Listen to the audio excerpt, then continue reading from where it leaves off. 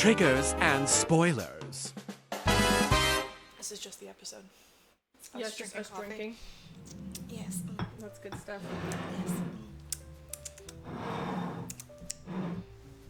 Yes. I knew you were gonna do that. I knew you were gonna do that. That is so us. Girl things. All right. Would you like to go first? I have 0 notes. No. All right. Well, I'm gonna be real fucking quick because I don't remember the movie. I have no notes.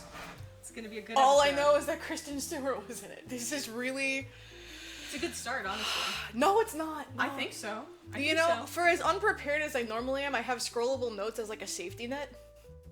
I have nothing. Yeah, but you know who's in the movie. That's all I have. Nice. I got one per. Okay, you know what? This could be part of the episode, and here we are. Welcome back to So I Saw a Movie. I'm Courtney. And I'm Jen. And we saw some movies. We sure did. I'm gonna start because my memory is fleeting. I have 0 notes, like for real, not like the scrollable notes that I don't look at, but actually none. I took 0. And when I woke up this morning, I wrote down 0. I watched it last night, so that's the only thing in my favor. So, Jen, so I saw a movie. Oh, what movie did you see? Personal Shopper, starring Kristen Stewart. And it's, you know, directed by some French dude. It's like a French. Oh. I know. It's like so perfect for our little vibey vibe. Yes. Yes. No. Oui, oui. Oui, oui. I got nothing. I'm sorry, France. I'm sorry. No. Feel free to write us. Charcuterie board. Yeah, we got charcuterie. Charcuterie. Aigle de Paris. We're dumb Americans. Yeah. I mean, come on, you know You knew that. this already. You We're knew 7 episodes in. You need to know this. Burger. Burger. Gun burger. We want a gun burger, please, with fries. But they're freedom fries since 2001. Yeah. So. That was the eagle. Nice. America. Fuck yeah. And so we've strayed from the light. Anyway, so Personal Shopper, right? So Personal Shopper is a movie by this guy. It's a French guy. I was part of the, I'm gonna say this wrong, Cannes Film Festival? Cannes Film Festival. Kanye's? Yeezy, I'm not cultured. Cannes. It's like that fancy pants, like, Yeah, right. Like, you know, they go there to smell their own farts and stuff. Like, there's definitely someone there with an unironic beret. Definitely. It's the only thing I'm missing right now. It is the only thing you're missing right now. I love it so much. It came out in 2016, starring Kristen Stewart. For those of you who have been living under a rock, she is our beautiful, wonderful baby star of Twilight. This is the skin of a killer. I know what you are. Say it. Vampire. Oh. I love it because you're wearing like the shirt. You're wearing the Kristen Stewart shirt too. Oh fuck yeah. Yeah. So there are no vampires in this film. Damn it. No, so it's like a horror thriller, which I didn't really know going in. I just chose Personal Shopper because this is airing on Black Friday and it's like the shopping day of the year. So basically, oh my god, this movie. You couldn't pay me to watch it twice. I don't know if I'm dumb or if the movie's dumb. It's probably the movie. I don't know, because like a lot of people on like Letterboxd and Google were sniffing their own farts about it, like about how profound it was, and oh my god, it was like such a commentary on death and the after, and I was like, I don't know what the fuck happened in this film, which is why I have no notes, because I sat down and I'm like, okay, Courtney, you're gonna have to summarize this film, and I'm like, I got nothing. So basically, Kristen Stewart, her name in the film is Maureen. She is I know. So I only think of Rent. That's all I got. I don't know who I think of. I just think of an old woman. She smells like, she's got coffee breath. Maureen. Oh, we got coffee breath. We Yes. could both be Maureens. Yeah, I more so envision her like going down the street with a shopping cart full of bags. And that's damn. Maureen. Okay. Yeah. All right. Well, this one she didn't. She didn't have a shopping cart full of. Well, I mean, garment bags. Because So she is a personal number for some model lady person, but she's also a twin, and her twin brother Lewis died. Dun dun. Rest in peace. Yeah. So the movie kind of opens up with her in a car with this blonde chick, and then she opens up a gate, and then they go down this like overgrown fucking pathway or whatever, and she goes into this house that's more or less empty, and she gets dropped off. Like the lady's like, I'm not gonna stay here, there's too many memories. And we're like, who is this lady? I didn't read the synopsis before I went into this film. Who the fuck gets prepared for a movie? Not me. So she scoots off, taking the vehicle with her. So K-Stu is just like, all right, I'm in this house. And then like it gets dark, and like she's like, okay, Lewis, send me a sign. And we're like, all right, there's nobody in the house, bitch. Who's Lewis? Because we don't know anything right now. And then there's like a thud, and she's like, oh, thud. And then like the camera pans like off to the side like a smidge, like to make you uncomfortable. And then like the music gets like, and then I'm like, oh fuck, it's gonna be a spooky, scary jump scare movie. I don't do scary. She doesn't. It's true. And then there was like a white like apparition off to her shoulder, like oh, maybe that's her brother. Maybe he's like, hey girl, I'm here. And like she goes through, and like there's nothing really exciting happening the first night. So she wakes up, she comes back into like the fucking rest of society, and she's going to work or whatever. And I'm telling this all the fucking way out of order because I don't know what happened in this film. Yeah, so she spends the night. There's only like one little like spooky ghost guy, or or whatever, we don't know. But nothing else really happens. And she gets picked up the next morning, and then she goes back to her normal life, where you learn that she is a personal shopper, like the movie title says. And she's going through and she's running errands and picking up a bunch of stuff, and she looks like a homeless chick. Like, I thought for sure that this was gonna be like, personal shopper, and it's not. It's just, she's very much just like, oh, whatever, I'm like shopping, like, her hair is short in this, so she doesn't really, like she does it a couple times, and every time I'm like, every time, bitch. I've only seen you in one other franchise, and you did it. I also didn't know what color her eyes actually are because I've only ever seen her in Twilight. So she had blue eyes in this, and I was like, your face is weird with blue eyes. What? Yeah, I thought her eyes were brown. I don't think they are. Like, this whole film, they were like blue, green, what the fuck is that, hazel or whatever? Like, they're light. Like, and I was just like, your face is weird. Because I was so used to seeing brown. That's so strange. I know, it bugged me out. But she's, yeah. Her eyes are 1000% brown in Twilight. Yes, they are.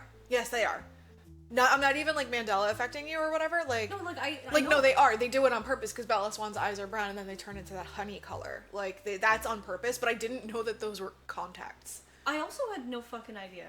That's crazy. Yeah, like my mind was sufficiently like blown. Yeah. You've blown my mind. Well, you're welcome. Wow. It's probably the only mind-blowing thing that happened in this entire movie is that I realized her actual eye color. Damn it. So she's just scooting around Paris, Polly, on her Vespa, picking up some stuff and things. Yeah, she's just like, chirp, chirp, chirp, chirp, chirp, chirp, chirp, chirp, chirp. And then, like, she lets herself into this fancy pants apartment. Oh my god, it's beautiful. Oh my god, this beautiful apartment. And, like, she puts all of the clothes in this closet, and the closet has light bulbs on the inside of where the rack is. Like, who has money for that? I'm like, I don't have a closet. Like, you have the one closet, ding, ding. Like, yeah, it goes flicker, flicker, flicker, flicker, flicker. So she puts all the stuff away, and, like, she sees a note from it's her boss's house. So she, like, sees a note from her boss, like, hey, sorry I missed you. Whatever, I left the MacBook out, I needed you to update it. So apparently on top of being a personal shopper, she's her bitch.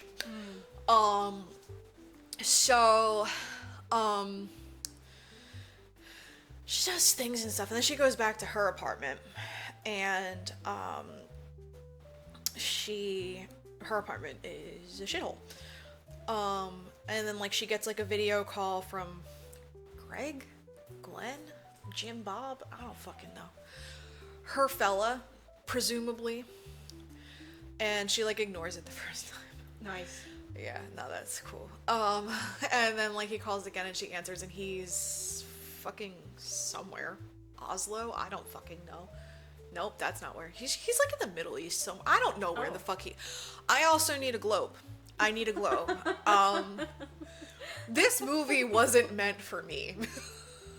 I know a lot of things about a lot of things, but I knew nothing about what was covered in this film. So they're talking and he's like, did you hear anything? Did you make contact? She's like, no, but like I think there's a presence there and like I have to keep trying and you know, because she's exasperated because it's Kristen Stewart, so like, you know, she's always just hard for her. Oh my god. I mean, like, she lost her twin brother, so I was like, wow, that kind of sucks. And he is like, it's been like 95 days, and I'm like, who counts that? Like, that's weird. Like, by the day, like, when like I lost like loved ones, I didn't count by the day. Like, you get past a week, and you're like, all right, now we can go by weeks, and then you go by, like, you know, it's not like when you're like, my baby's 427 months. It's like, you got an old ass baby. That's a teenager. Like, what's wrong with you?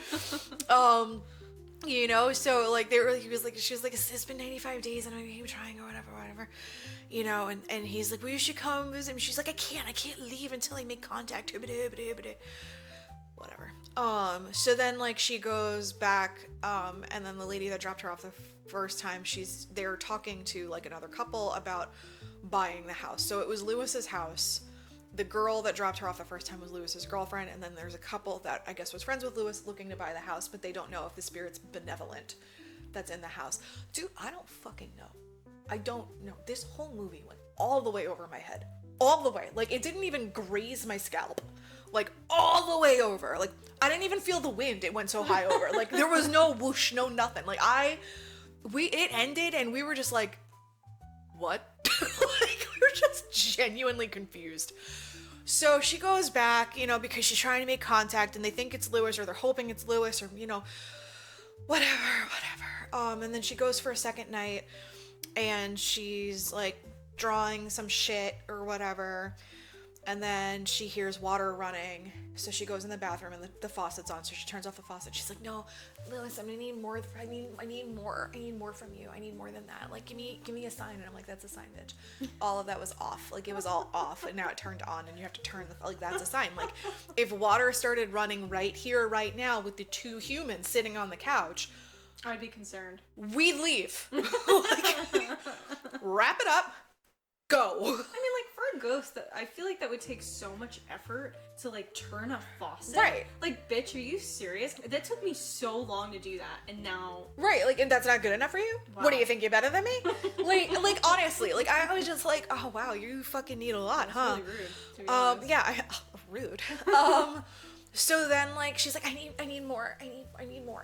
And then, you know, a couple seconds go by, and then, like, a big faucet's going off upstairs. And then she runs upstairs and it's like a tub faucet and she turns it off and she's like, okay, Lewis, is it you? I need one more sign. And I'm like, that wasn't enough? He's running a bath for you. Like, that's creepy, but, you know, also kind of nice. Like, you know, you're stressed out. Maybe get in the tubby. Like, that took all my ghost powers. I'm on cooldown now, bitch. Seriously, like, you know, I had to, like, make myself, like, fucking tangible. Have you ever seen Ghost? It was really hard for Patrick Swayze to do a lot of the shit he did in that movie. That's a great one. Never seen Ghost. Save that for Valentine's Day. You count on me to not see a movie. That's a cute one. Well, it took a lot of effort in that movie for him to do stuff, and of course it's Demi Moore, so he's all like, I gotta do it. I mean, do it. Fair. Yeah. At least I think so. You know how I am. I think it's Demi Moore. Fuck it, who knows? Wasn't she in The Substance? Yeah. All right, I saw She's that. hot. Not in The Substance. I mean, you know, But yeah, at the before she beginning. got all- yeah, you know? She started out strong. She was naked in that movie, and she looked pretty good. I mean, honestly, I have zero recollection of that. yeah, I saw Demi Moore's boobs in Substance. Oh, I want a t-shirt that says, I saw Demi Moore's boobs in The Substance. That's amazing. That would be awesome. Well, speaking of seeing boobs, no. Oh. You see Case 2's boobs like 4 times, and it adds nothing to the story. Yeah. You see her boobs in this. Yeah. Like my whole takeaway was like, man, I wish I was thin. I was like, God damn, Court. Like, Well, so you can have like little meringue titties. Like what? I mean, nothing wrong with meringue titties. Like all titties are yeah. And I love them, and I'll put all of them in my mouth. It has nothing to do with anything. But I'm just saying that, I mean, just you should love the body you have. Yeah, it's all right. It's because you know what? We're not here for this. We're not here. You know what? Let's go back to the spooky ghosts. Sorry, you're right. Let's no go. Body at all. Like just no spirit. bodies. Only Spirit only a titties. hand to turn on the faucet. Yes, ghost titties. So, she's still demanding more of her brother, which is actually ridiculous. And then she goes downstairs and like, dude, they lost me so fast. Like, so I don't do scary, right? Okay. Right. So I went to see The Grudge when I was 13 when it came out. It's a PG-13 movie. I was age appropriate, right? Right. I had this orange coat that I've had since I was a little tiny kid because everything was oversized because, when you're poor, you buy for longevity. And it was like October or whatever, and I had my Converses, and I was, oh my god, I was so cute. Actually, I think I was older than 13. I think that makes it more embarrassing. Oh, don't get down on yourself, Courtney. That's okay. Nah, it's alright. I mean, my flight or flight's been activated since I was 7 years old. It's a really good reason I don't like horror movies, is because it's already been activated, and I can't have more. So, watching The Grudge, I saw, I'm like, okay, Sarah Michelle Gellar. Oh my gosh, Buffy the Vampire. Okay, cool. And then, like, the fucking cat boy comes up, and I'm like, nope, right behind the fucking coat. Oh, that's right. Oh. Like with the glottal fry of death. Yeah. Like, and then had I known that was going to be a popular way of speaking, I think I would have been more scared. Because at first, that was the first time that you're hearing a glottal fry, like, and you're like, oh god, that's fucking creepy. And then now you get every fucking Kardashian under the sun just speaking like that for fun. I mean, I don't know, when I go through the drive-thru, I'm like, can I get a... Oh god, the ghost is here! But I don't like scary movies. I don't like spooky ghosts. The Grudge, I watched it from behind my coat, and then got home, was so scared that I tried to go to sleep. I lived up north, so there are house noises when you live up north because the houses aren't made of cement like they are down here. So the house was creaking and settling, and I was like, nope. Mom, can I sleep in your bed? So I slept in my mother's bed as a teenager after seeing The Grudge. Okay. I've been there. With the Grudge? PG-13, Sarah Michelle Gellar. I like crazy. I might as well watch a scary movie and be like, oh god. And like, Ferris. Exactly. Like, fucking crazy. So, like, that shit scared me, and every time, like, I like, stuffed under my bed, so I'm like, nothing can fit there, so nothing can grab my feeties. Like, I was like, done and done. You can't grab my feet if you can't fit under there. This little piggy. I want the third one from the left. Like, no, don't take my toes. RFK, is that you? Oh god, no. So when I'm like, because we were at the first little apparition-y spirit thing, right? And I'm like, okay, this is a ghost movie. I can't do ghosts. Cannot. Click. Cannot do ghosts. They freak me the fuck out. They are an uncontrollable element, right? Serial killers, eventually they get apprehended or die. You could close that door. You can't the serial killer's not gonna come through your wall, right? Like, it's not gonna just come down your, unless it's like fucking Tom Cruise, like, just fucking suspended from your goddamn ceiling. A serial killer is not gonna fucking do that, right? They'll hide in your walls. I learned that from My Favorite Murder. What up? But, there's a physical, yeah. I can feel you here, right? Like, with ghosts, though, you can't do any of that shit. They could show up and leave as they want. They could see you when you're sleeping. They know when you're awake. They know everything. Yeah, and what if you get a serial killer ghost? Well, then you're double. Well, then you're fucked. Like, you're just fucked. It sucks to be you. Rest in peace. Maybe just off yourself so you don't have to suffer. I don't know. Yeah. I don't know. So I'm expecting this movie to be spooky ghosts, right? Be spooky ghosts. She runs down the stairs and she's in another room. And like there's 4,000 rooms in this fucking house. Lewis's occupation, he built cabinets. I don't know how he afforded this house. He built the house. Oh, he must. Clearly. Well, he wanted to renovate it, so I guess it was just like this. Oh, right, that was it. Yeah, they were like, oh, he wanted to renovate it, blah blah blah. So maybe like this was just some old spooky countryside abandoned house, handyman special, Fixer-upper. Who knows what died in there, It's like getting a secondhand mirror that we've spoken about. You don't do it, or you gotta at least sage that fucker. Yeah. So true. So he's got this secondhand house. And she's in another room because there's like 40 rooms. And then she runs past the table that she was drawing on and like... And she stubs her toe. Dun dun dun! A Lego appears! Like the drawing, it was like scratched out. An X was scratched into it. Previously they'd seen a cross scratched into the wall that wasn't previously there.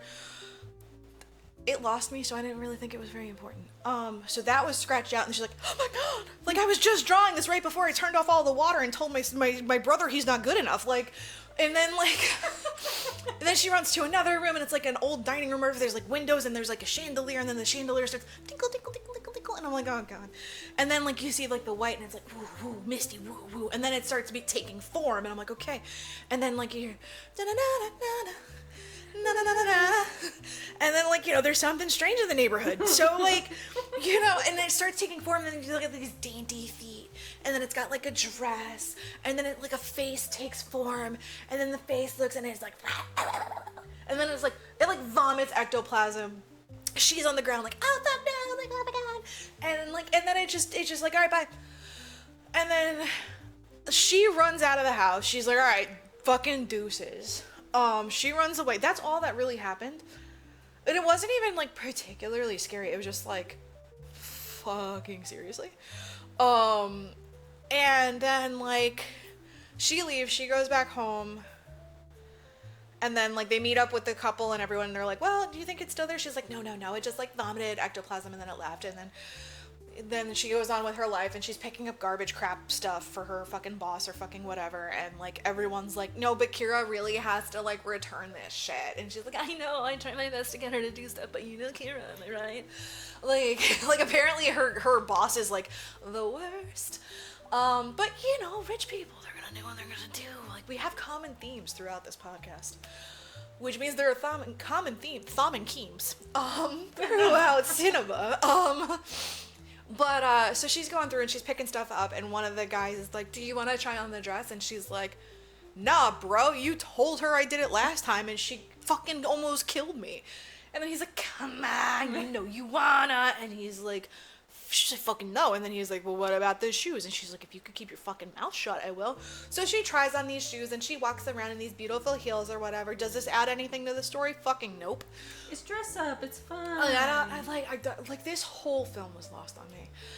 And then like, she goes and she delivers the stuff, and then like, the door is already open, and she lets herself in, and then like, some guy is on the couch, and she's like, oh hey, and then he's like, hey, she's in there with her lawyer, they've been on the phone for an hour, blah blah blah. And then she was like, okay, well, I have to pick up stuff to return, like, does she have stuff? And he was like, there's like shit on the table or whatever. And then she's like, it's missing stuff. And he's like, this isn't my fucking job. Like, so then she goes to try to interrupt them, and this is like the only time you really see her boss, and her boss is like having a conference call about gorillas or something, like that her husband like rehabs gorillas or some fucking bullshit. I don't know what rich people do with their money. I can't afford a gorilla.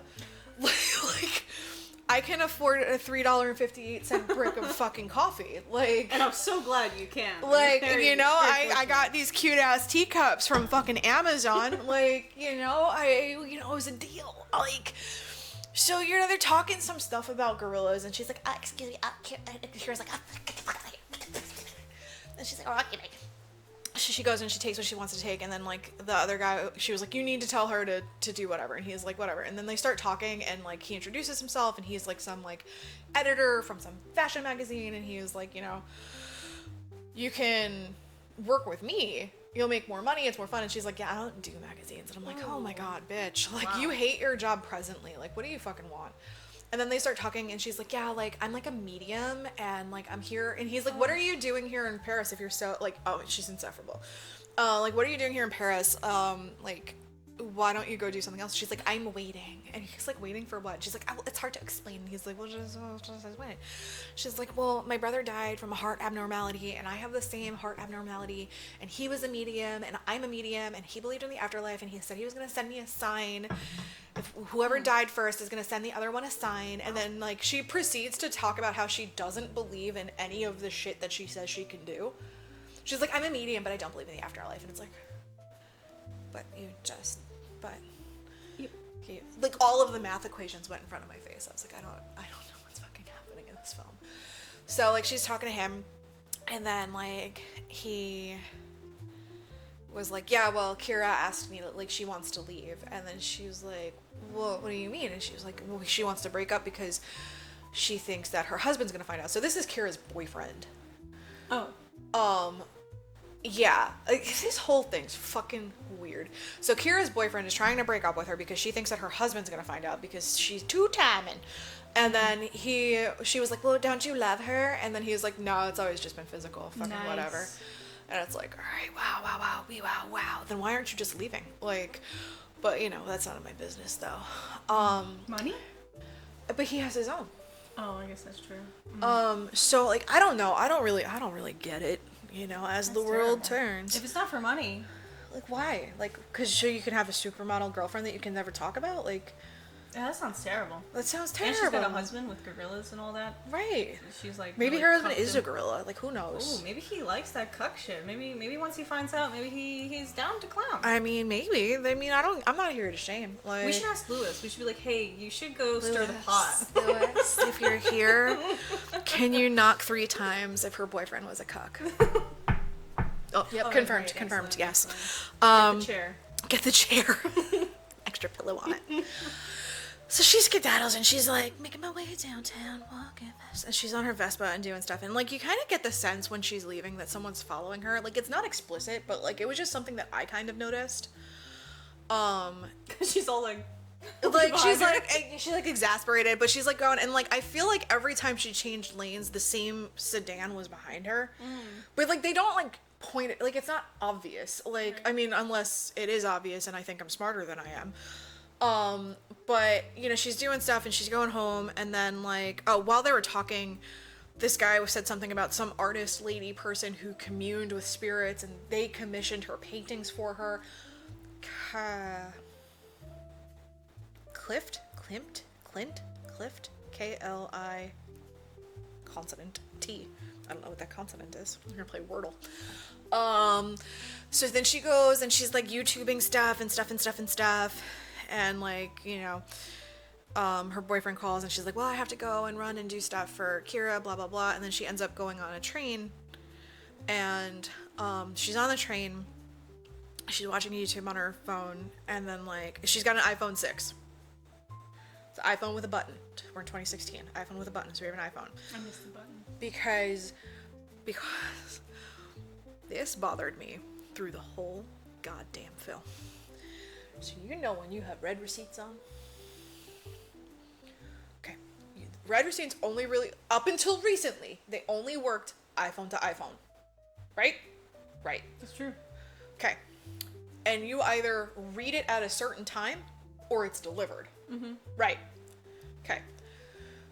An unknown sender sends a text or something about, like, I love you, or something fucking creepy stalkery or whatever. I don't remember what the messages said. Probably if I were to take notes, those would have been it. You know, he's something about, like, hey, are you heading to London? And she's like, the fuck do you know that? So she confirms, and I'm like, you dumbass. Why would you say that? She's like, who are you? And then she puts space, question mark. Everything she does, space, punctuation. I'm like, you deserve to be haunted. You deserve every bad thing that happens to you. Also, she had her fucking keyboard on full volume, so it's tick, tick, tick, tick, tick, tick, tick, tick, whoop, tick, tick, tick, tick, tick, tick, tick, whoop. Like, It adds to it, the suspense. and then she did some hella good thumb acting, because you get, like, the close-up of her with her phone, and you know how she, God, I'm so excited. Her thumbs did it too. Her thumbs were like, send. Like, and they were like calisthenics before she was like type. Send. She's stretching them. It was fucking wild. So, like, you know, this guy is sending, like, you know, normally when you get an unknown number, it's like you up, and it's like block. Like, you don't even fucking entertain it. But it was something like, you know, oh, you're on the train, and she's like, who are you? She's like, are you on the train? And she was like, answer my question. He's like, are you on the train? And she's like, yes, who the fuck are you? I'm like, why would you say yes? What's wrong with you? Why? But so she's looking around the train like, who the fuck? And I'm like, who the fuck would get your phone number on the train? You dumbass. A lot of the times the stalkers are people you already know. True.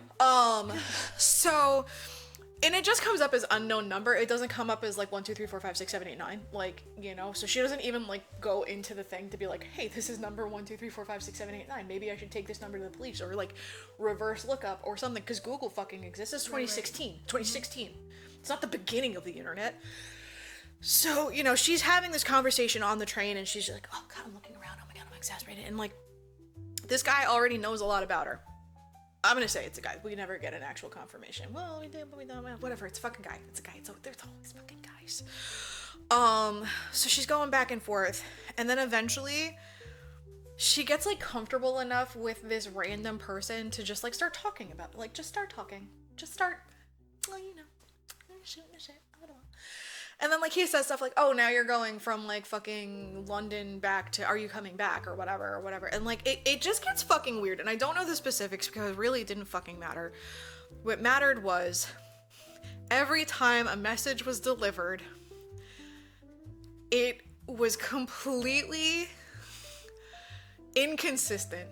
It said delivered, read at 12:52. Delivered, read, no time. Delivered, read at 12:50. I'm like, whoever edited this, you deserve to be haunted. You did it wrong. You did it wrong. We all have fucking iPhones, you know. And then it would be like, iMessage, text message, iMessage, text message, iMessage, and it said it, iMessage, text message. And I'm like, if it's going from a text message to an iMessage, you can't get read receipts. Also, you wouldn't have the blue bubble. Also, why are your read receipts so fucking inconsistent? Just put delivered, bitch. Like, I was like so fucking mad about it. I was like so distracted. This is probably why I don't remember what they were talking about, because I was like, this is inconsistent. Like, the majority of people have fucking iPhones. You know what it's supposed to look like. Like, yeah. I was fucking mad about it. Like, I don't know anything about ghosts, but I know about my phone. Like, so she's just like getting chummy with this random fucking phone number or whatever, and then she keeps on doing her stuff, and she doesn't really return back to this spooky, scary house ever. And then like the movie then morphs more into her like weird relationship with the unknown phone number. And like, yeah, so she'll like be out doing errands and stuff, and she keeps getting texts, and she stops what she's doing to answer them. So, like, she's in the middle of a meeting with, like, a fucking Cartier or whatever, and she's like, hold on, and she's answering someone she doesn't even fucking know. And, like, you see the person just be like, bitch? Like... That's so fucking rude. It's super rude. Like, you know, I can understand, like, you know what? My mom's in the hospital. I gotta go. Like, you know, but, like, unknown number says I look pretty. And it's like, thanks. And you're not just like, how the fuck do you know what I look like? But she's just like, oh, okay.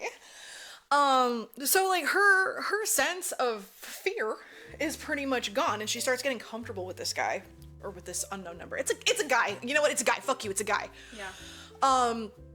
So she's like getting stuff, and then like he says something like, you want to try on Kira's stuff. And then she was like, how the fuck do you know what Kira's name? How do you know my boss's name? How do you?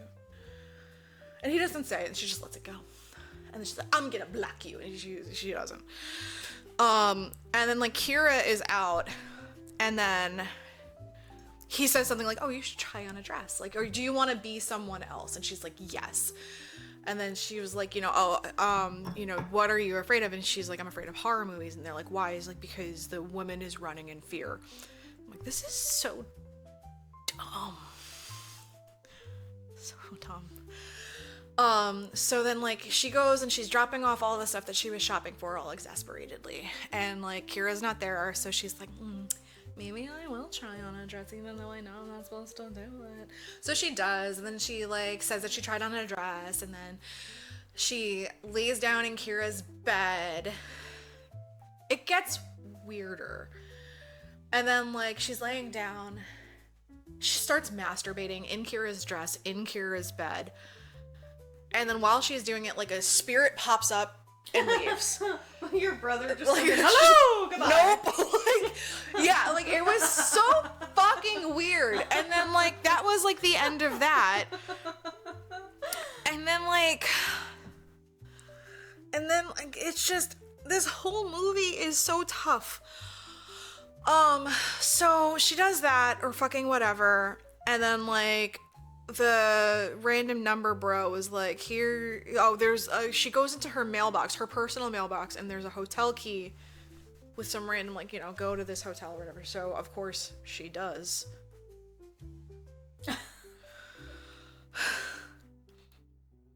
She's a terrible role model.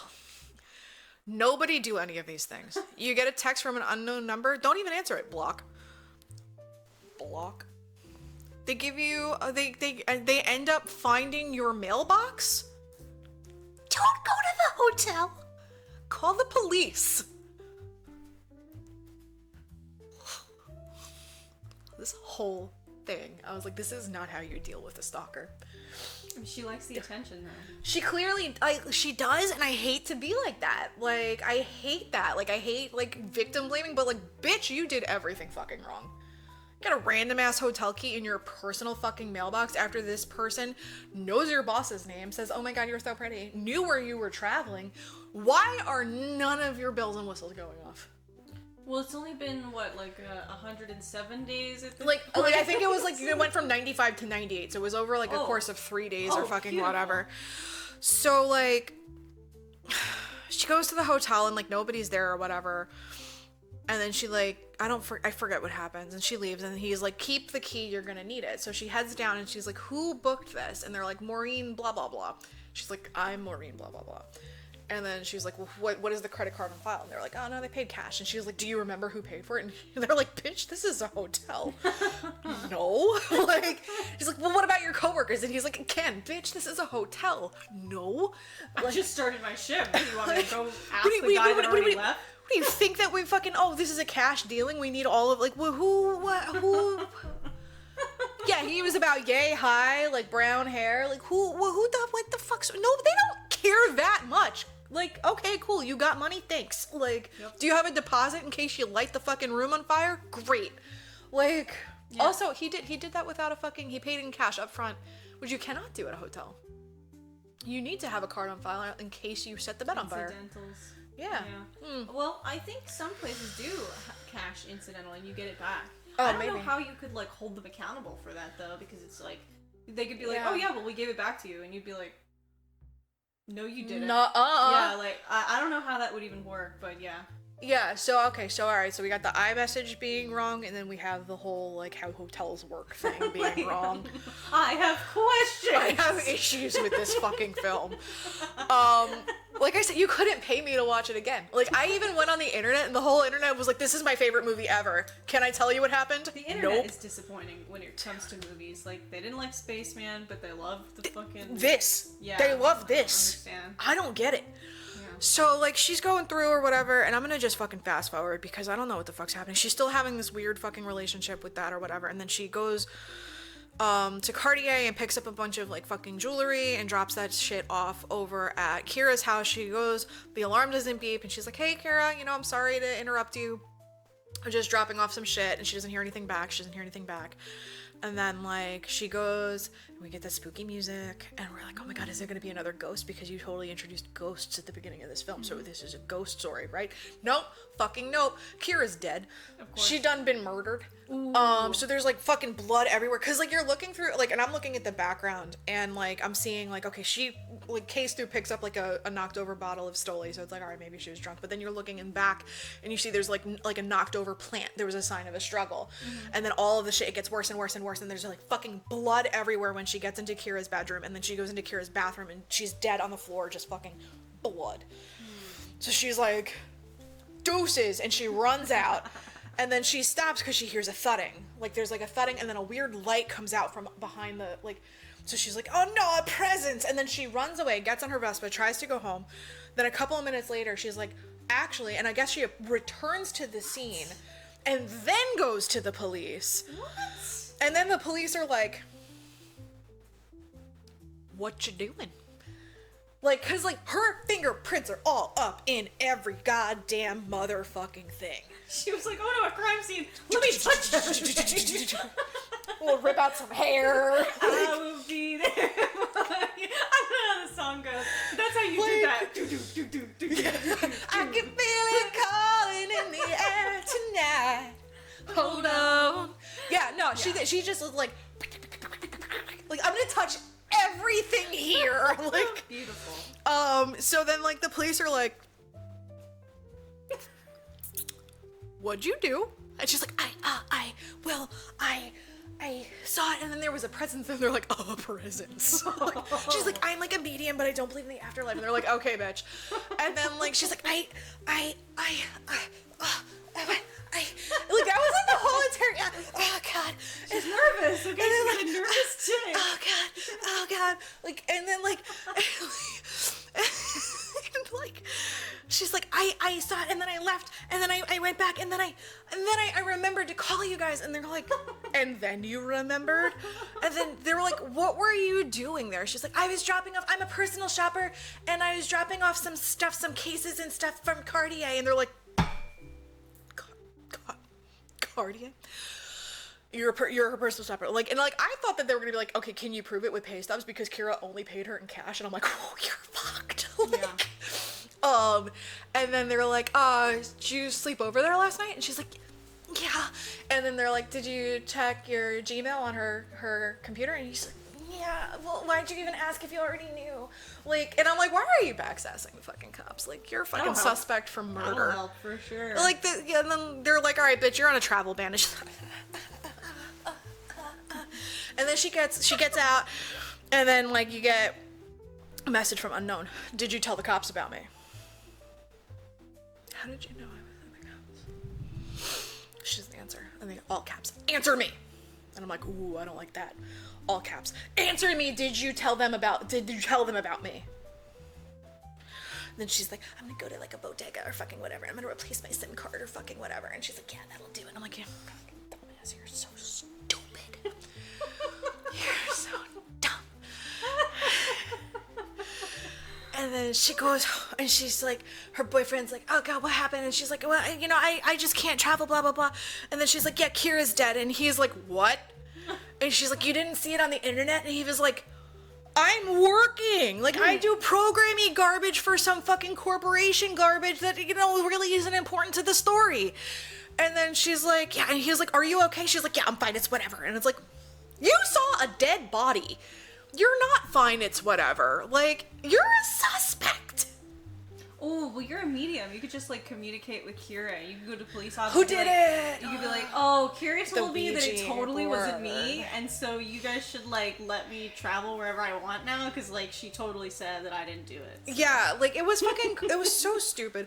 At one point, she goes to her brother's girlfriend's house or whatever, and she talks about how, like, Victor Hugo was a medium, and I'm like, oh... I hate my her. God. I hate her. So she's watching a YouTube about Victor Hugo being a medium, and they just kind of like, it was so stupid. They all are sitting or whatever, but basically Victor, and this is only important because it happens at the end. Victor Hugo does like knock once for yes, knock two for no, and that was like how he communed with the dead. And the transcripts were very lengthy because he knocked, 1 for A, 2 for B, 26 times for Z, fucking whatever. And I'm like, wow, this is garbage. So she is informed of that. I'm gonna just nugget that away for the next 5 minutes because I'm gonna really try to speed run through the rest of this. So, you get the angry text. She's like, fuck the SIM card. Yeet. And then she's at home and she's talking on the phone with her boyfriend or whatever. She's on FaceTime and he's like, what the fuck are you? Okay, blah, blah, blah, blah, blah, blah, blah, blah, blah, blah, blah, blah. And then like, she had her phone on airplane mode. She was talking on FaceTime on her computer. So she turns her phone off of airplane mode and it's something like the unknown, like, meet me at the hotel. I'm at the hotel. You need to meet me at the hotel. I swear to God, meet me at the hotel. I'm going to be here for another hour. And like, you see the time's getting shorter and shorter and shorter. And then it's like, you better fucking come here. And then it doesn't. It's like, I'm coming to you. I have spare keys of your apartment. I'm in the taxi. I'm at your front door. I'm in your elevator. I'm at the landing. And then she goes up to the door and she like winks the peephole. And I was just like, what the fuck? And nobody's there. But something just under the door and it's another hotel key. What does she do? She goes to the fucking hotel. Of course she does. So she goes to the hotel Oh, she finds the Cartier garbage that in her apartment. So like she's like kind of being framed, kind of. So like the shit that went, like I guess it was missing from Kira's, and now it's at her apartment, and she brings it with her to the hotel, and she's like putting this stuff on the bed or whatever. I don't know if she played dress up in this scene or not. It doesn't fucking matter. And then like you hear the door open, and she looks over, and it fades to black. And then the next scene, you see an elevator door open and close. A motion sensor door open and close. The second motion sensor door open and close. Spooky. And then you see Kira's boyfriend come out of an elevator, walk through those doors, and get apprehended by the police. He shoots a police officer. Ooh. So then after that, she meets the brother's girlfriend at like a cafe or something, and she's like, I don't want to stay alone. I'm really scared to be by myself. They said it was ego or whatever, the boyfriend, like, it was totally him. My travel ban is lifted. It was Kira's boyfriend.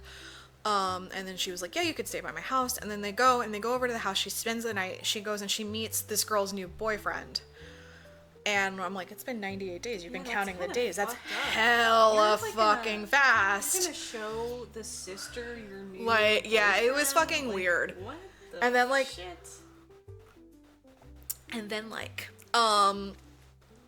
she sleeps over, she comes out, she doesn't see the sister-in-law, I'll just call her the sister-in-law, who fucking cares, but she sees this boyfriend, and the boyfriend, has an American accent, whereas the other one is very much so French. Like, there were, like, subtitles, like, my fellow was like, you have to read subtitles now, how's it feel? And I'm like, yeah, but so do you, and he's like, damn it! So, like, because he was like, finally, and I'm like, oh no, you got it, are you fluent in French? No, you're not.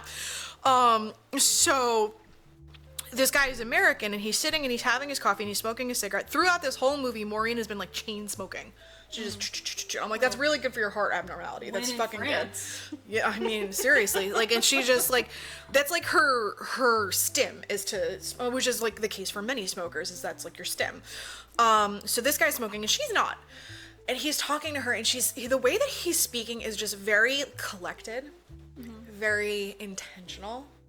He's asking her questions about Lewis and how do you feel about the afterlife? Do you feel like you've made sufficient contact with him that you can move on and release and go on and do your own thing? And she's answering, and she was like, I really want whatever the fucking girl's name to be happy. You guys deserve happiness. Don't think that I'm gonna stand in your way. Lewis would have wanted everyone to be happy, blah, blah, blah. And then he's asking questions like, do you think that you can move forward now? Do you think you can let go and move on? And they're talking, and then he walks inside, and she's still sitting in the garden at the table, and you see in the kitchen window behind her a male figure. So like this random ass bro, he goes in and he makes a left to get out of scene. So the figure comes to the right. So it's just like a random figure. It's like a dude, and you see it really quick, and it like glides. And then then all of a sudden it's just like a floating glass, and then the glass releases and breaks on the floor. She hears that, and she goes and she cleans it up. And she makes nothing of it. She's like, what's his weird. Yeah, what's his face just walked by. It must have been on like the edge, and it must have like just gotten knocked over. Whatever, no big deal. And then like we move forward a little bit, and she's starting to travel to meet her boyfriend in wherever the fuck he is. So she has to fly internationally, and then she gets to like the hotel or his apartment that he was staying at. He left her a note saying like, hey, best to leave before dawn. Your driver's name is whatever the fuck. And then you're going to get to another location, and then we'll meet up from there.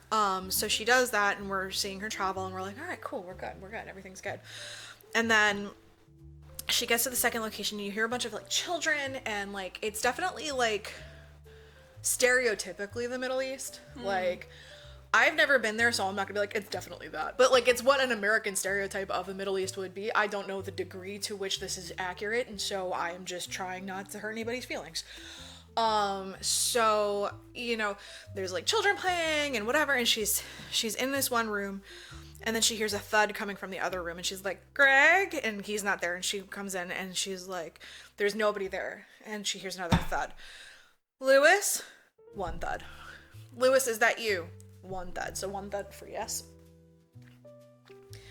And then it's like, something like, do you mean harm? No thuds. Are you at peace? 1 thud. And then she's like, Lewis, that is you, right? And then like a really hard thud. She's like, this isn't you. This isn't Lewis. And it thuds really fucking hard. And then she's like, do you mean harm? No thud. Are you at peace? No thud. Who are you? Hard thud. Lewis, is this you? Hard thud. Or is it just me? Hard thud. Fades to white. Movie's over. What? I know. What? I know. What in The Sopranos? I know. I know. What the fuck? Or is it just me? Yeah. What does that mean? So the internet is theorizing. The internet. Cause I was just like like I said, we watched and we were like, what the fuck just happened? So the theory on the internet is, cause I started by reading like a fucking Vulture article, but it was, if I had to print it out, it had to be like 6 pages. I was like, I'm not reading all this. Like I just watched the movie. I need 2 sentences max. So the theory is that Kira's boyfriend killed her when he entered the hotel. So when the door opens, fades to black, that's when she dies. When the elevator door opens, motion door, that's her spirit being like deuces. And then I stopped reading after that theory. So then like taking that theory and expanding on it, maybe the person she was speaking to in the garden was a medium, and that's why he was speaking so strangely, because he was very particular and like he was very meticulously crafting his sentences, his questions, and all of that garbage. And maybe she was seeing Lewis with the glasses that kept falling. Oh yeah, there was another glass wherever she traveled. The glass was just like, yeet. And that she was now in the afterlife and her spirit wasn't resting and she was, I don't fucking know. I don't know. I don't understand that. I don't understand how it went from ghosts to stalker to murder to ghost. I don't get it. Like there's too much happening in this film. While like there was like everything and nothing were happening simultaneously. She seems to not be affected by most of what's going on. Like, right. She like doesn't really care that her brother died. Because she could talk to him anyway. Right. She doesn't really care that her boss just died. She doesn't really care that she's kind of being framed for murder. She doesn't care that she's actively being stalked. She doesn't care that she's being threatened. She doesn't care about a goddamn motherfucking thing. It is the weirdest movie I have ever watched, and you couldn't pay me to watch it again. She doesn't care so that you have to. Yeah, exactly. Nice. Like, and it was just so bad. It was so bad. Wow. And a lot of people fucking love it. Like, it's my favorite movie ever. And I'm like, you need to see more movies. Well, have you not seen How to Train Your Dragon? Like, yeah, that's true. Yeah, so the first instance of boobs is she was getting like a sonogram of her heart because she has the same heart abnormality as her brother. And that's when you learn the brother's a fucking carpenter. And it's like, okay, well, also, I'm pretty sure that your cardiologist would have you cover them. But, you know. To be respectful. And also it's cold. Like, right. Because, I mean, like, even in any, like, if you have an EKG, you're covered. Like, you have the open paper vest that does nothing. You know, so that happened, and then she tries on the dress, like the harness with the dress was like a weird like cross thing, and then it was like ding ding. So like there were like a few instances where you see her boobs, and I'm like, this adds nothing to anything. Maybe that's why they like it. Maybe it is. I don't know, but go to Horty jail. Go to punk. Yeah, it was rough, man. It's terrible. It sounds rough as fuck. It was rough. It wasn't even scary. Yeah, I think I'd have to watch it for science. It's on Tubi. Don't pay for it. Oh. That should have been your first sign right there, the fact that it's on Tubi. It's on Tubi. Like, well, I mean, the Weird Al movie's on Tubi. Or is that on... Yeah, the Weird Al movie. That Weird with Daniel Radcliffe. That's fucking... I didn't like that movie. Art. I didn't care for that movie. But also, I'm not a Weird Al girly. Like, oh, see, I love him. Right, so yeah. You're kind of like set up for that. But that movie was too strange for my liking. Oh, that's exactly how his show used to be. Yeah, so. And like his movie UHF, like it completely tracks. I get it. Like that, it's kind of like a, you know, the girls that get it, and the girls that don't. Like I'm one of the girls that don't, and I love that you're a girl that gets it. I love Weird Al. So he is why I am the way I am. Yeah, I did more so like YouTube parodies, like the Key of Awesome and Bart Baker, which is so cringe. I'm so sorry for even saying that and admitting it and putting it out on the internet that I used to watch that shit, but whatever. Yeah, K-Stew. Nice. I guess. So, well, I saw a movie. What movie did you see? Confessions of a Shopaholic. Were there ghosts? There was no ghosts, and there were also no boobs, because it's an incredibly, like, PG-13 movie. Family friendly. It is family friendly. Unfortunately, this episode is not. Like, if you are a child, you should definitely not be watching our shit. Like, who even told you about this? No, Who go. showed you this? Click off now. Get out of here. Get out of here. Go watch. We don't even like you. Turn 18 and then, we'll talk. Yeah. I'm just gonna go ahead and give you my favorite quote from the movie. It's like one of my favorites. There's so many good quotable quotes in this movie. It's just fantastic. Keep in mind, too, thank you, lovely Courtney, for reminding me. This movie was made in 2009, so you could just go ahead and set the scene right there. In New York, I want to say? Yeah, probably like Manhattan. Is the city also a character? Yeah. Honestly, no. It's not very New York-centric, which I kind of liked. Like, New York is kind of like in the background. It's like, whatever, who cares? Who even knows if it's New York? I'm pretty sure it is. Because, like, there's signs, but like whatever. It's fucking St. Louis. Who fucking knows? Honestly, it could be San Francisco. I have no idea. But anyway, this is the quote. A man will never love you or treat you as well as a store. If a man doesn't fit, you can't exchange him in 7 days for a gorgeous cashmere sweater. And I thought, man, you're so right about that. Yeah, it was cute. Anyway, okay, so the movie is got Isla Fisher in it. Isla Fisher. That's how you say her name.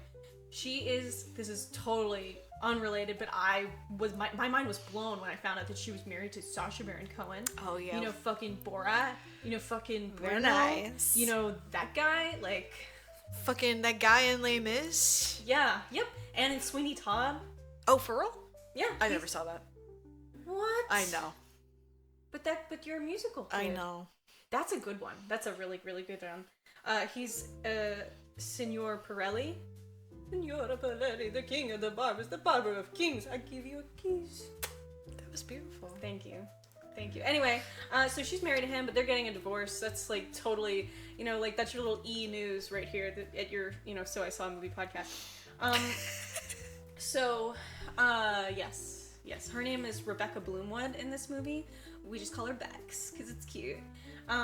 She has like a sexual desire to shop. She basically, the intro of the movie is her like, ooh, I love shopping. Like, oh, like it's so good. She's literally moaning. She's like actually, so remember when I said this was like a kid-friendly? Yeah, I was about to revisit that statement. Yeah, they do this like cute little thing where it's like it's friendly, right? But like there's like an underlayer there of like friendly content. like fucking Rocko's Modern Life was friendly. Friendly right, like how Ren and Stimpy was friendly. Like it's friendly. Like you know what I mean? Like the kids don't know what this means. They don't know, but okay, so let's see. She wants to work at this place called Alette Magazine. She's like very fashion forward. It's very important to her. Obviously, she likes to shop, so she likes to dress well. But she doesn't like dress well. She she kind of just throws a bunch of colors on and goes like, "I'm a pretty girl. Like everything looks good on me." I mean, to be fair, that was like 2009. Like you had like the Cheetah Girls, and it was just like, wow, that's purple. Yeah, it is actually very Cheetah Girl. That's so Raven. It's like that is color coded. It's very like if Quirky had an outfit, like a style, it would be quirky. That's how she dresses, which is fine. No shade, but like everybody else in this movie, I don't know if it was like that's the choice. Is they dress very, I don't want to say conservatively, but like they dress very normal. Ooh, it reminds me kind of 13 going on 30. Oh, I love that movie. That's a good movie. But like when she does like that whole like flippity flop timey swap, like she's like all of a sudden like, look at all my colors and look at like pom poms, and everyone's like, this is corporate fashion. Yeah. So like that's the vibe that I'm getting from what you're saying. Yeah, although I mean like we're getting into that later, but when she gets into Alette Magazine, like she gets in the place, she's not working there to be clear, but she's in that place. They have like all these clothes on a rack, and they're like the ugliest clothes I've ever seen in my life. Like shit, like Sesame Street skins. That's what it looks like hanging on coats. It looked awful. So I was like, this is high fashion. And then of course, like the lady who's like the lady like of Alette, I guess her name is Alette, of Alette magazine. She's got nice style and she's a French lady. Oh, and we she's got all the like, theme. Yeah, Oh. she's all like, I'm better than everybody. And it's true. She is she's like, her skin and her face is just fantastic. Like this lady, she's got the look, the voice, the everything. I don't even know what actress that is, so do your thing. Kristen But Scott anyway. Thomas. So like she wants to work at this magazine, all this stuff. She's walking down the street. It's New York or whatever, or wherever, we don't know. I think it's New York, I'm not sure. So she's walking, and there's this really fun thing in this movie where the mannequins kind of like, they come alive when she comes around, but it's not creepy. It is a little creepy, but like Mannequins scare me. the only one talks to her, and it happens to be this one. She sees this green scarf. See what I did there? I see. Anyway, she sees this green scarf. It's not this kind of green. It's more like a dark, Are you like a mannequin? like a evergreen. Are you- I'm not. Are you Jen, or are you a mannequin pretending to be Jen? I have a lot of fat. I don't think I can be a mannequin. I'm very squishy. You want to feel me? I'm alive. Don't worry. Lewis, is that you? Oh, fuck! Do you mean harm? yeah, I do.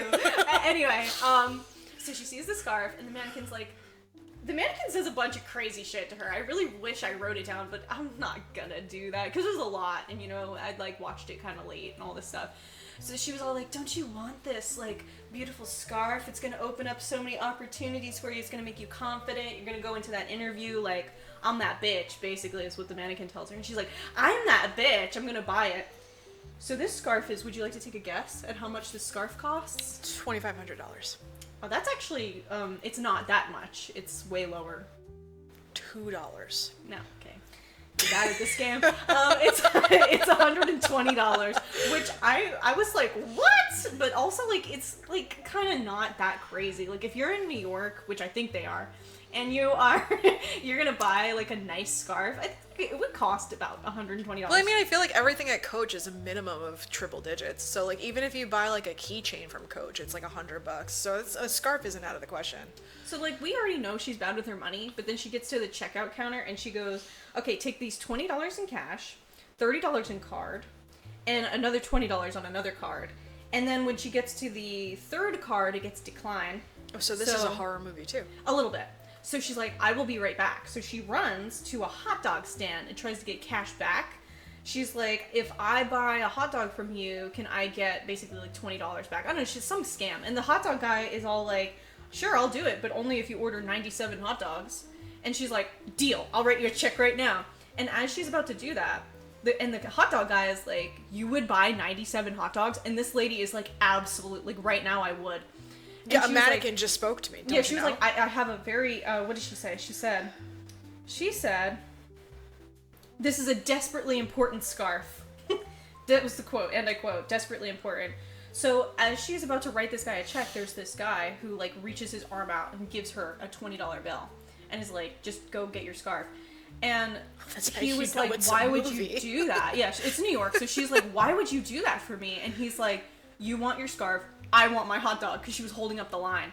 So, oh, yeah, no, someone would do that. Because he's busy and he's a New Yorker. I'm a businessman in New York. Time is money. So she buys the scarf. She goes to the interview. And who, of course, is her interviewer? The mannequin? No, it's not Damn. the mannequin. It is the guy that gave her $20. Oh, fuck! She had said something about getting the scarf for her, like, aunt or something. She totally lied. And then he was like, oh, so your aunt. But she was, like, wearing it. And so she dropped it when she noticed that it was the guy.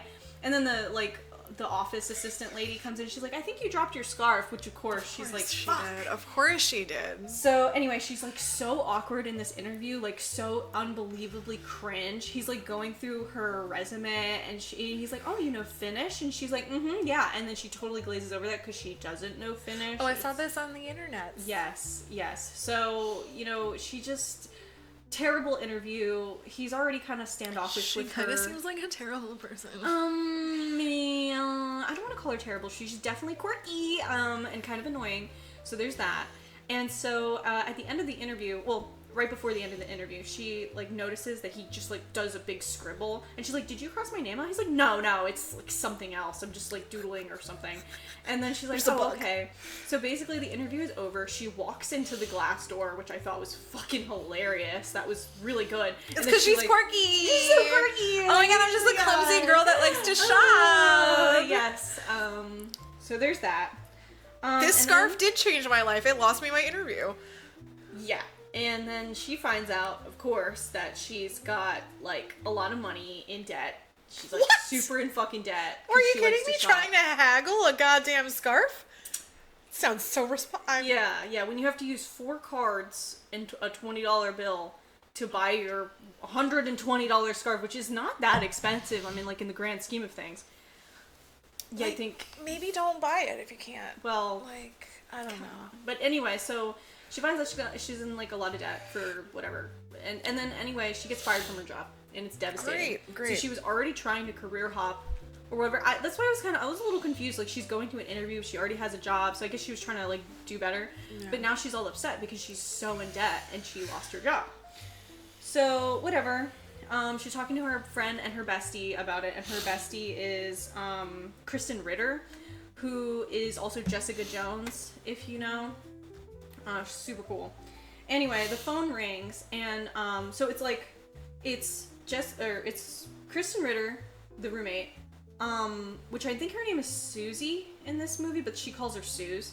So Suze, Rebecca. That's Susan Bax. Yeah, Susan Bax. That is. Yes, Susan Bax. They do that a lot. Oh my god. Yeah, and they live with, you know, Suze's boyfriend, which is, his name is so stupid. I don't even think I wrote it down. Is it Chad? I feel no, it's something crazy. It's like, it makes no sense at all.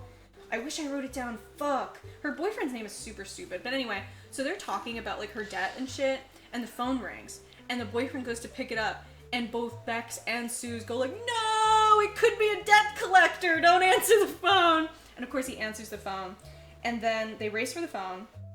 The dumbass boyfriend answers. And they're flipping through their list of excuses because apparently they wrote them down just like in case. I kind of love them. Yeah, like it's so us. I'm not gonna lie, it's so I've us. got $30,000 in credit card debt. Credit card debt. When they call, I tell them I can't pay it back yet. Credit card debt. Yeah. So they're going through their list of excuses, and then she says something like,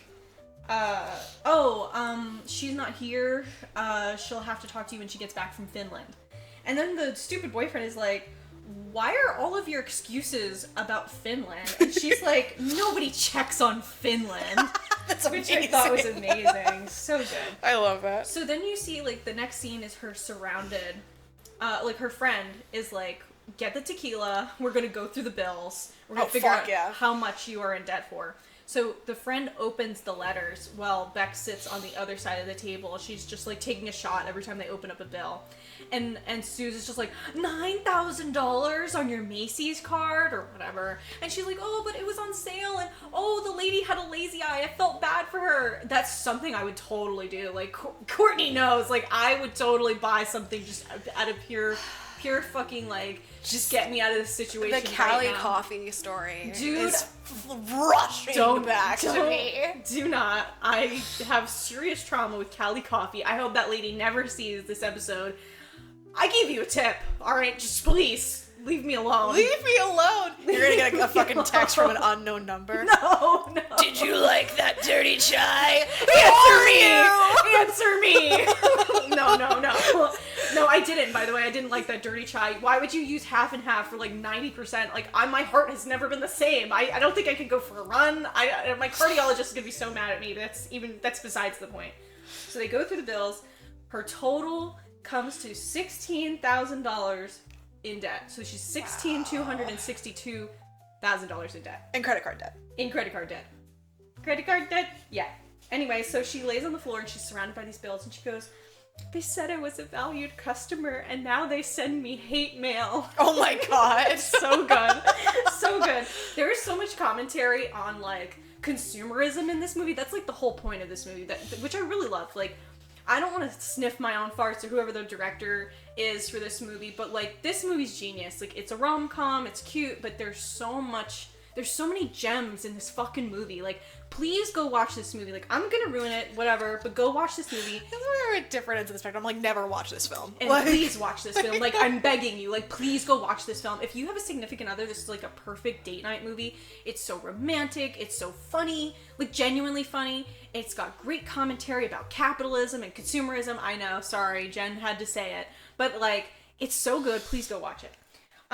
So whatever. So, John Goodman is her dad. Oh, great. He was in The Borrowers. Yes, he's great. I love him. And then her mom is Joan Cusack. Yeah, I love her. So they're really cute in this movie. Like, they're adorable. And her parents are, like, really sweet and good to her. So she goes to talk to her parents about, like, how much debt she's in. And her parents are like, great news! We spent all our savings! Because she was kind of, like, excited. Like, maybe they would help her out. Aww. But they spent all their savings on an RV. And, yeah. Well, I mean, to be fair, it wasn't their responsibility to bail her out. Yeah, yep. I'm kind of, like, jumping ahead. Of course I am. So, anyway. Jumping ahead.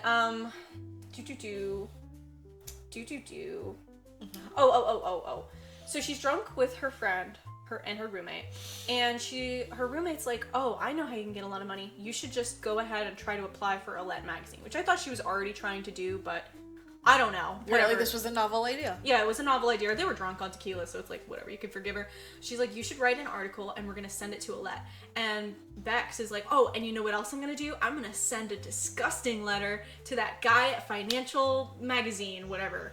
Successful Savings Magazine. That's what it is. So she's like, I'm going to write him a nasty letter. No. So she wrote him something along the lines of, like, here's your $20 back so you can get a better outfit or something. Which she doesn't have even $20. I don't even think she put $20 in the letter. So, of course, she's got the two bite her letters. in the ass. Drunk on tequila. Oh, no. Walks to the thing. No. Puts them in the thing. They're going to go to the wrong places. Bingo. It's a 2009 movie, so that's exactly what happens. They swap places. So she gets a phone call. She's hanging out with her parents. They're at, like, one of those, open market things in New York where you walk and the people just have stuff on blankets and you're like, oh, I'll take that. You, like, barter and whatever. I've never been to one of those. I don't really know anything about it. They seem a little scary to me. I've only seen that in, like, Little Nicky with the guy who's, like, crazy eyes. And then you have, and then this movie, which is, so that open market thing. But anyway, so she's there, and then she, like, gets her little flip phone. It's super cute. Like, it's not a flip phone, it's a slide with the keyboard. Oh, so good. So cool. So good. But anyway, so she answers, and it's that guy. And he's like, I just wanted to tell you, I really loved your letter about shoes or something. This is the moment where she's like, oh shit, I just sent the head of Alette magazine $20 to go buy a better outfit. She's like, holy shit. So she hangs up on him. Hilarious. She runs to go to Alette magazine. She sneaks in. This is where I saw the ugly Muppet clothes, because she, like, hides in the rack of clothes, tries to get her letter. And of course, there's, like, a dude with, like, he's like the mail room guy, and he's got, like, a cart of letters, and it's all white, and there's this one pink envelope, which is her letter. Of course it is. So it's, like, very easy to tell which one is your fucking letter. So she's, like, in the cart, and the guy's, like, flirting with the girl in the front, and he's all like, yeah, so, like, blah, blah, blah. I'm, like, a male guy. It's, like, my job's really important. I take it very seriously. And meanwhile, Bex is, like, trying to get the fucking letter. Anyway, so long story short, she almost gets found out. She gets the letter. She runs into Leslie Bibb. Leslie Bibb. Who's just a spider lady in this movie. Like, she Wait, what looks does that very different.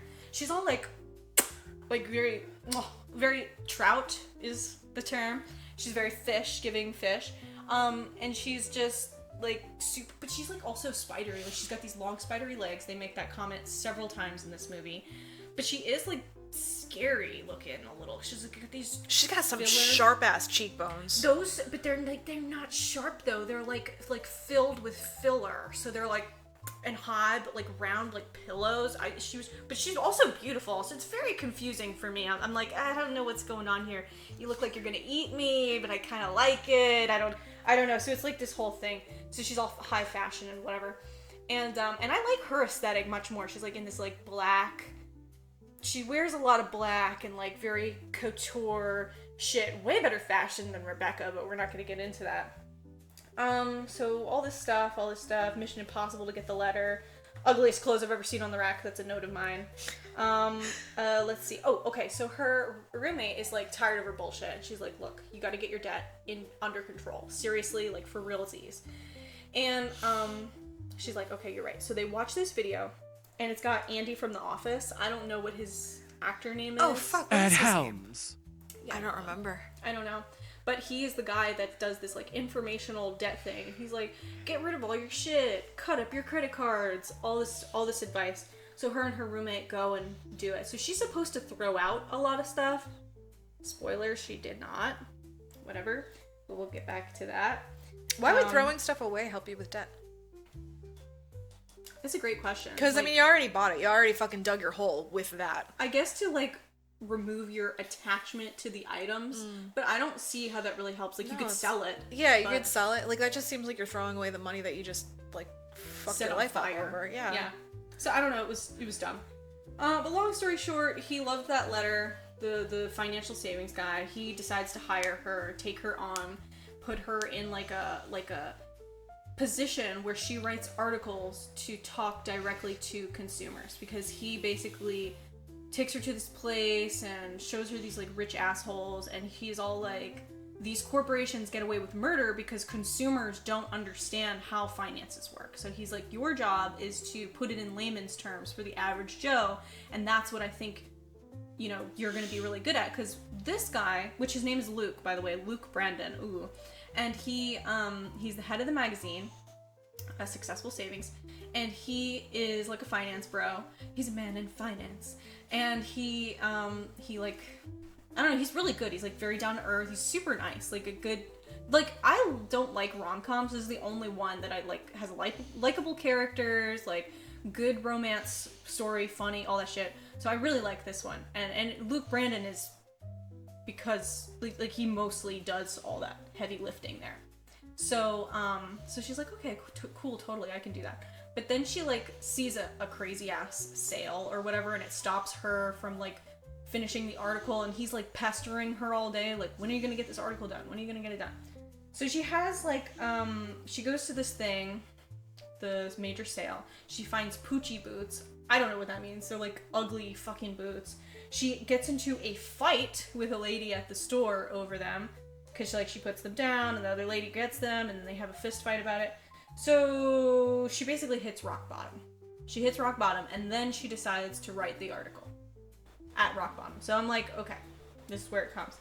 And then she writes a nice article about how you get so excited to buy a cashmere coat, you buy it, and you bring it home, just to find out that it's not even 100% cashmere. You should have read the fine print. And so she writes this whole article about how you should be a smart consumer, because, you know, your money holds a lot of weight. You may not think it does, but it does. And I was like, oh, that's so cute. Back to her parents, they bought the RV, and they were like, oh, we read this article by this girl in the green scarf.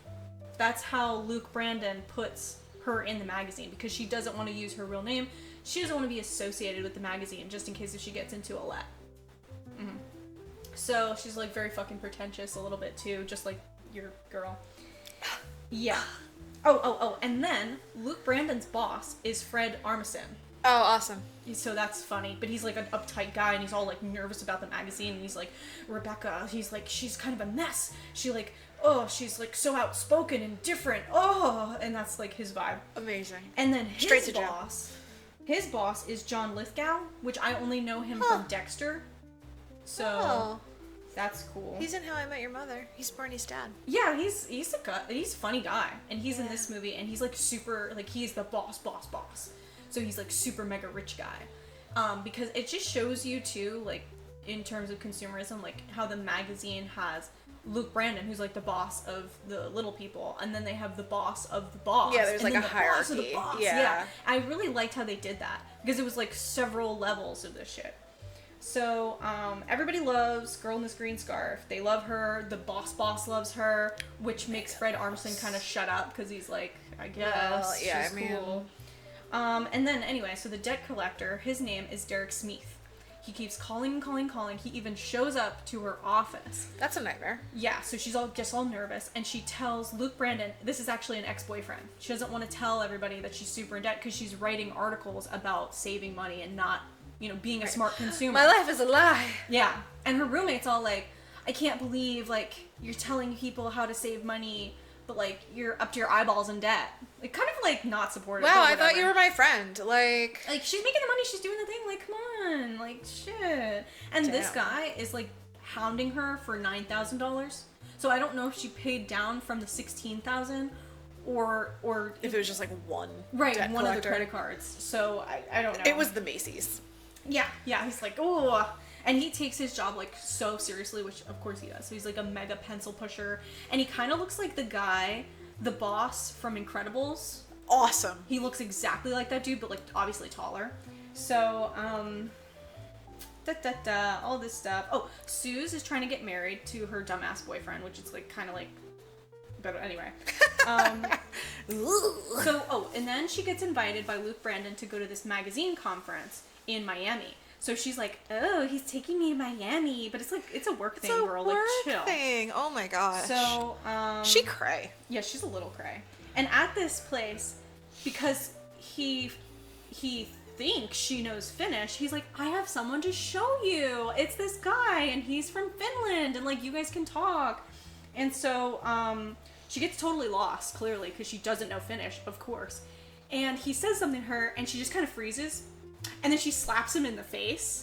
And then she goes, men like you are the reason I left Finland. And then the Finnish, they go to Luke Brandon and they're like, we Finnish like her a lot. Because he loved being slapped in the face. I was like, oh, the freaky Finnish, bro. I don't know a single person from Finland. I don't know a single one. PG-13. But I thought, oh yeah, she's kinky and they like it. So that was funny. So, okay, so anyway, during this Miami trip, they get, like, Luke and Rebecca, they get, like, really close, they dance, they do stuff, it's nice, but they don't do anything, come on, PG. They don't kiss, they don't do any of that stuff. Oh, she can moan over shopping, but they can't kiss? Because a man can't compare to how shopping feels. That's the story. She literally says that in the beginning of the movie. She's like, no man has ever compared to shopping. Like, she literally has a sexual thing for shopping, so it's whatever. Anyway, a lady comes around. It's Leslie Bibb. She steals her boyfriend, basically. But Luke is all like, oh, like, he's all like, ooh, sexy spider lady. But also, oh, Rebecca, oh. But you're so relatable and quirky. Yes, that's the vibe. He's like, she's so sexy, but you're so, like, there's je ne sais quoi, you know? Like, I don't know. Yeah. So I don't have anyway. to try as hard for you. Exactly. True shit. I mean, he doesn't have to try so hard for this lady either, but I think that's because this lady knows who he is, and we come to find out that his mom is like some kind of fancy lady. Oh, jeez. And it's all about who you know, am I right? Yeah, and he's all like, I don't want to be known for my mom. I want to be known for my merit. Like, and I'm my own guy. She even says to him, like, why do you dress like shit if you're actually, like, a rich guy? And he's like, I don't want to be known for my clothes or how I look. I don't want to be known for any of that. I'm an approachable rich guy. I want to be my own person. And she's all like, that's so sexy type shit. She's probably like, how much is your trust fund? Yeah. How many scarves can I get? And, true. Can you have my credit card? Like, oh my god, you're rich? Oh my god. I don't have a shopping problem. Oh my god, Courtney, you just fucking blew my mind. Because I just thought about it, like, if she was really playing the game, how the way the game is supposed to be played, she could have told him, like, I actually have a lot in debt, and it kind of looks bad that, like, I'm writing articles for you and people love it, that I'm, like, in debt, like, so you should quietly pay it off for me, because that would be fantastic. And, like, then I could keep writing articles and keep spending money and literally not solve any of my problems, but don't even worry about that. So, all this stuff, she gets back. She, like, debriefs her friend on the Miami trip. And her super supportive friend? Yes. You know, supportive and, you know, kind of, Like, so, I love this for you, but I'm also going to judge you every step of the way. And we find out that they call Leslie Bibb Alicia Bitch Longlegs. I'm like, oh, nice. Nice. That's a good nickname. And they also call Luke Fluke. Because when her friend finds out about, you know, how he, like, was hanging out with Alicia, they started calling him Fluke, which I thought was funny. It's kind of like I don't get it. A fluke is a bait, like when you go fishing, but it's not a real. Oh. A fluke is like a fake fish. Pretty sure a fluke is a large fish. Well, I do know that it's like there's fluke and flounder. They're both bottom dwellers. This is like when you go fishing, a fluke is a piece that you add to bait. Okay. That isn't real. Like, it looks like a real fish, but it's not a real fish. Okay. That's why they call it a fluke. Okay. But anyway, so whatever. So Cute little nickname. So she promised that she would declutter or whatever, and Suze finds out that she didn't, but she's not mad about it. So, like, she's just kind of like, ugh, you need to go to AA for Shopaholics. So her roommate makes her go to these meetings, and she meets a bunch of people, and it's so fucking funny because in true Bex fashion, when she starts talking about it, she literally gets everybody in the room horny for shopping, because she's all like, oh, you know that moment when you swipe your credit card? Oh, and it goes through and it's approved, and everybody's salivating. They're like, ah, yeah, I love that. Like, oh, Italian leather shoes. I love this. Get me to a Bloomingdale's stat! That is literally what happens. So, anyway, so she's so excited. She breaks out to get a bag because she's going to try to set up an interview for Alette while she's working at Financial Savings. So, whatever. Then they go to some kind of fancy dinner that Luke Brandon invites her to. It's another business thing. And she's wearing this, like, black and white dress with a coat, but the coat rips, I guess. And then she's, like, just wearing this black and white thing. She also has crimped hair. It looks awful. It looks terrible. The dress is so cute. Yeah, the dress is so cute, but they crimp her hair and she looks like a doll. It's really gross. Or like Madison Prez from fucking A Cory in the House. She low-key looks like that. I know you don't understand that reference. That's okay. That's for the kiddos. But anyway, so she looks like that, and it was really gross. And anyway, she gets mistaken as a waitress, and hijinks ensue. Of course. So, of course. And then, because she got everybody so horny for shopping, the previous AA leader, she relapses, of course, so now she's no longer the leader. She meets this new leader called Miss Coke, which is played by Wendy Malick, who is Burdine in Bratz, like you're fired, and your children are fired, and your grandparents are fired, and that's like the girls who know. So that's cool. She's also in Hot in Cleveland. She's the skinny lady. Okay, anyway. So she's like really hard ass, like you're not breaking her. And, oh, I missed another part. Fantastic. Suze is getting married, so she buys this like really ugly, bridesmaid dress.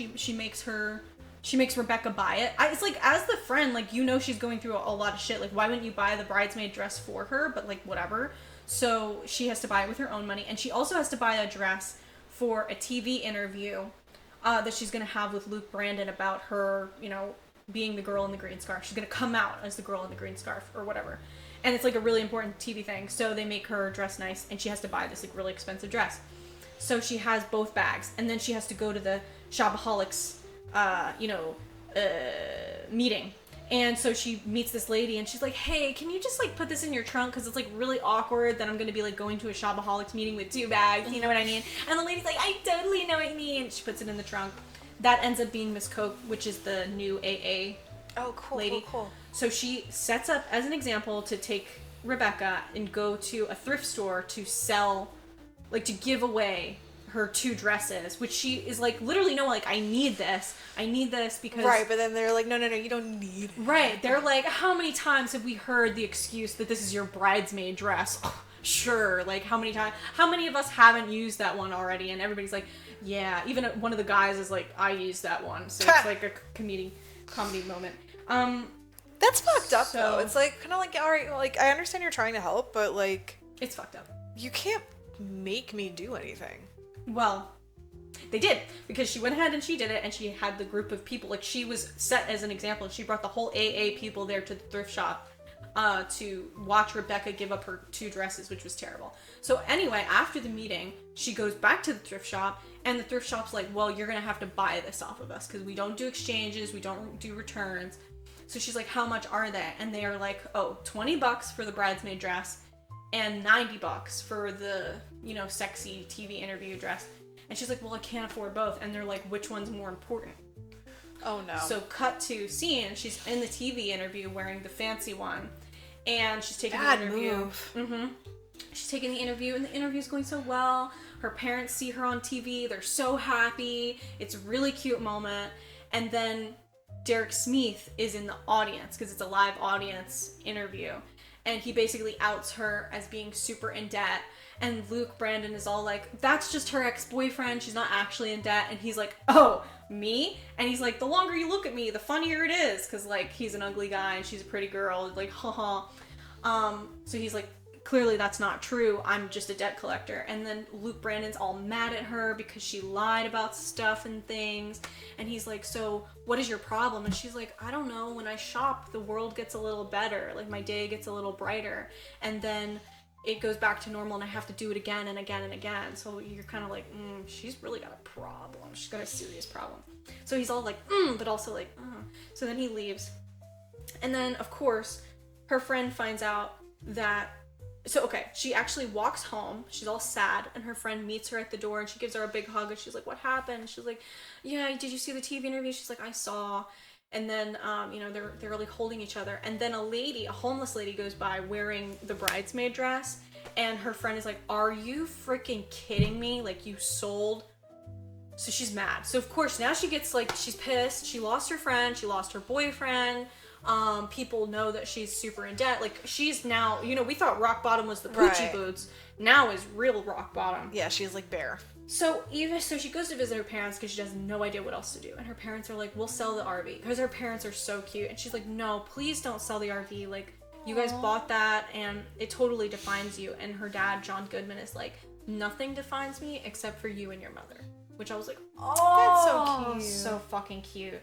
So anyway, and then, so then, while she's with her parents and she's all depressed and sad, the lady from Alette magazine comes to offer her a job at Alette.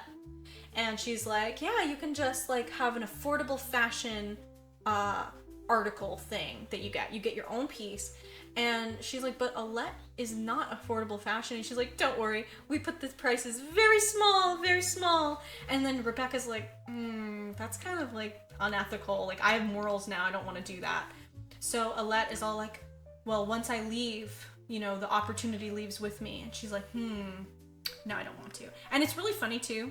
There's a scene while Alette is sitting there with her parents, and her parents are like, want a slice of cake? Because they're all happy that she's coming to offer her daughter her dream job. And the lady goes, okay, sure. And then her mom tries to cut her a big piece, and she's like, no. Smaller, teeny, tiny. Okay, right there. And it's like the most... It's like shaved. It's it's like a Parmesan shave of a piece of cake. That scene cracks me up every time because she's like yelling at the mom like, tiny. It's so fucking funny, but in French. It's just so good. Anyway, let's see. Okay, so then she gets this bright idea. She's like, you know what? I'm gonna sell all my shit. I kept it all, so I'm gonna sell it. So she has this girl in a green scarf sale because she's famous now. So all these people who are probably also Shopaholics line up, and she employs the Shopaholics Anonymous people to help her to purge all of this right crap. Exactly. And they're loving it because they're all like, they know what stuff is worth. Yeah. So it's like a cute moment. So they sell all the clothes and she makes the money, and then at the very end, the last thing she sells is the green scarf. So it goes on this like auction, right? So people are going crazy. They're like, $50, $100, $150. It ends up selling. Oh, great. That's just me. I didn't tell you like how much it actually ends up selling for, but I'm pretty sure it was close to like $300. Yeah. So there was even a bidder on the phone. It was like very mysterious. And anyway, a girl in pink walks away with it. And this was funny because I was like, that lady looks so familiar. It was Kristen Connolly. Oh. Yeah, she's in stuff. She's in stuff. I can't remember right now, but she does stuff. She was super recognizable in the movie. And I was like, that's so weird. Because she seemed like an extra. It was so weird because I was like, huh. Anyway, so she buys the scarf. They end up finding out that she makes $16,585, which is like $300 more than what she owes. So she goes into Derek Sneath's office and she like sets up jars of pennies everywhere. So that's how she pays off her debt, because she said something like, yep, since you made my life all fucked, by being weird. Yeah, count all this in pennies. Exactly. She's like, I'm going to give it to you in the most inconvenient way possible, which I thought was like, girl boss. And then she shows up to her friend's wedding in the dress. She picks up her friend's veil and she's like, I'm just so sorry. And her friend's like, I don't fucking care. I'm so happy that you're here. Like, I love you. And it was like a cute moment. And then she sold it all. She has nothing, although, all her relationships are together. The only thing she hasn't mended the relationship with Luke. But as she's walking down the street, the mannequins are like, wanna buy this purse? Wanna buy this dress? And she's just like, nope. Like, she, you know, in her heart, she's over it now. She's like, no, thank you. It's cute. It's a cute moment. And then she walks into Luke Brandon, and he's all like, so you sold it all? And she's like, yep, I have nothing. And he's like, not nothing, because he was the guy, and he bought the green scarf. And she was like, oh, you were the bidder on the phone. And he was like, I was actually both bidders. He's like, I'm an investigative journalist. Like, of course, like, he's, you know what I mean? So he's all like, yeah, I'm sexy. And then the keys! And Keith. And it's cute. And then at the end, they do this cute little wrap-up thing where, you know, she's got her own store or something. And the end, like, quote thing is, instead of a relationship with my credit card, I have a relationship with someone who loves me back and never declines me. Aww. The end. Movie done. The end. It was cute. That Good sounds movie. cute. It was a really good movie. Again, please watch it. It's adorable. Green scarf shit. Did I buy this because of that movie? Actually, funny enough, I didn't. I actually bought this to protect, you know, my Snow White skin from the disgusting sun, you know, like, type shit. But this is actually the first time I took it out. So I haven't even been using it until this very moment, because I was like, oh, I have a green scarf. That's perfect. Yeah. That's cute. Yeah. Yeah. Credit card debt is terrifying. It's fucking scary. Scarier than ghosts and stalkers. 100%. Well, I mean, stalkers are scary, but... Ooh, APR. Oh, no! Yeah. Pay me! No, credit card debt is scary. It is. It is. Could ruin your life. Sure could. $16,000 is just crazy, though. That's a lot of fucking dollars. Wild. I don't even know how many cards she had. Like, she opened up her wallet and it was just all of them. All of them. I guess every time she walks into the store and they're like, do you want a credit card? She's like, fuck yes. Yup. I don't even know what your credit score would be if you're $16,000 in credit card debt. 5. Shit. It's just 5. It's a single digit credit score? Holy fuck. It's just 5. I don't know how you crawl into that hole. No, I know. That sucks too, because, like, you know, it's really fun, this thing that we do with credit, is that even though she's paid it all back, she's gonna have to spend the rest of her life building that credit. That shit's fucked. Yeah, it's terrible, because even when you pay it off, it's like, it never comes back, really. Right. You know? It's like scar tissue. Mm-hmm. Like, Yeah. financial scar tissue.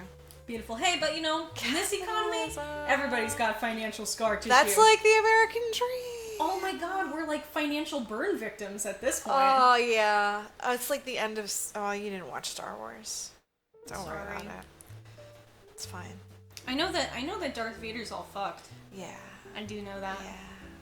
Was he always fucked, or just did he Well, like he started fall into a off bad not accident? so... Yeah, well, no. So, like, in the 3 movies that came out first, he was all crispy. And then in the prequel, he's like, he starts off as this adorable little kid, and then he turns into Hayden Christensen, and then he fights with Ewan McGregor, and then he, like, does a barrel roll into lava. Oh. Yeah. And then, like, the Sith bad guy bros were like, that's cool, we could fix you with this awesome suit and breathing apparatus. And that's why he's... Oh. Because, like, he, like, relies on all that shit to stay alive because he's, like, so burnt. I mean, lava. I mean, the people of Pompeii, they just died like that, apparently. Yeah. It was, like, the fucking lava planet of Mustafar or something like that. Mustafa. Like, I feel like I need my, like, well, actually. Yeah. Yeah. Oh, my resident Star Wars nerd. Yeah, so, I mean, that's just credit burns. Credit burns. It hurts. Burns. Ouchie. Credit. Ooh, ouchie. Ouch. Scary. Oh, well. Well, that sounds more enjoyable than my film. That was bad. It wasn't good. I don't know. Maybe watch it for science and see if you got something out of it, because I was like,